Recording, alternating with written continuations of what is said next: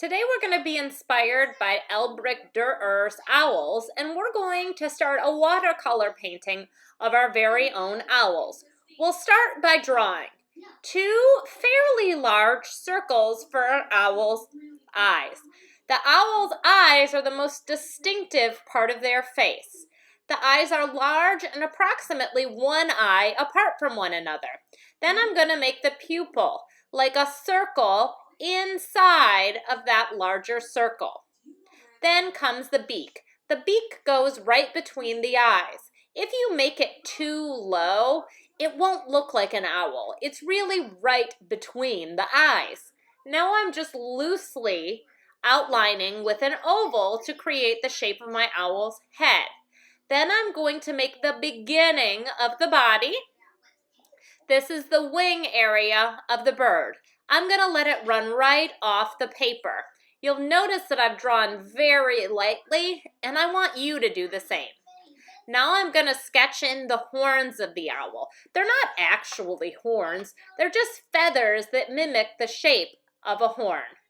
Now I'm going to start a value scale with watercolor. I'm going to start with that medium value, the number 3. I'm just putting some water on my brush, swirling it, and then applying it to the paper.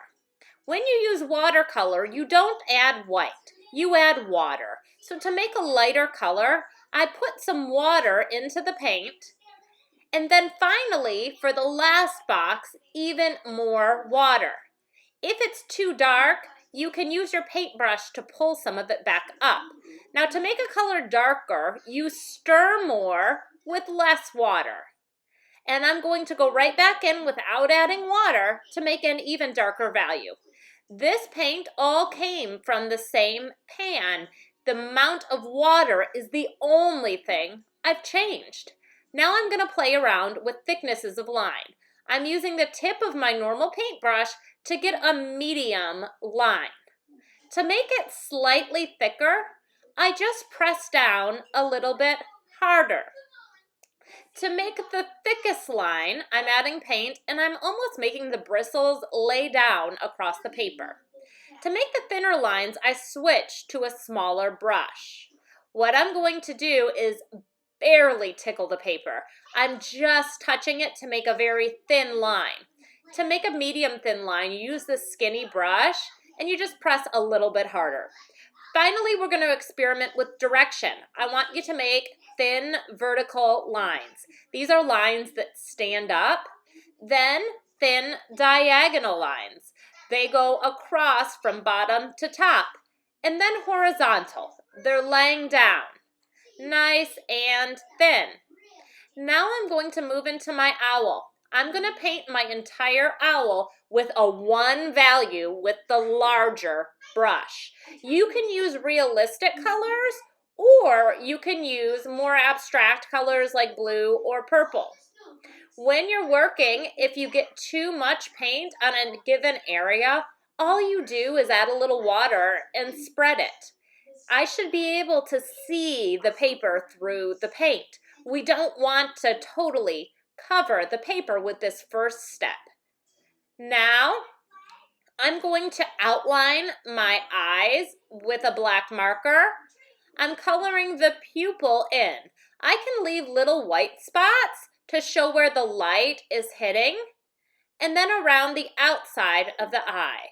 By using a marker, I just get a little bit more control than I could with a paintbrush. So I'm outlining, then the pupil. If you'd like to, you can leave a little white spot to show where the light is hitting. And then I'm going to move on to my beak. I'm going to start by outlining it, and then I'm going to fill it in. Again, I can leave little white spots to make it look as if light is hitting. Then I'm simply coloring in with the black. This way, if anywhere else in the project I get a little bit of paint in this spot, it won't matter. It'll really just blend in with the black. For the next step, you need 2 brushes, a thin and a thick. I'm going to start with the medium to dark values with this thin brush. And I'm going to make the little skinny lines that go around the eye. They're really radial in that they're going around like a sun.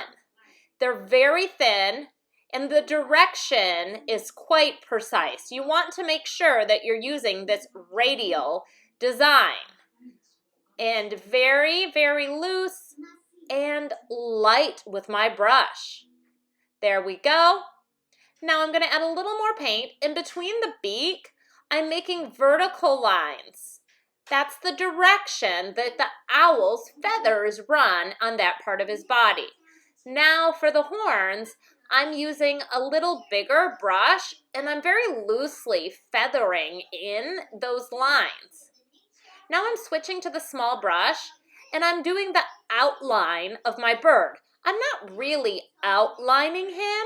I'm making lines that run perpendicular to the owl.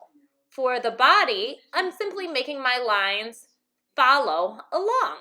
I can trace around the outside of the wings and even add some vertical lines for feathering. Then I'm going to switch brushes.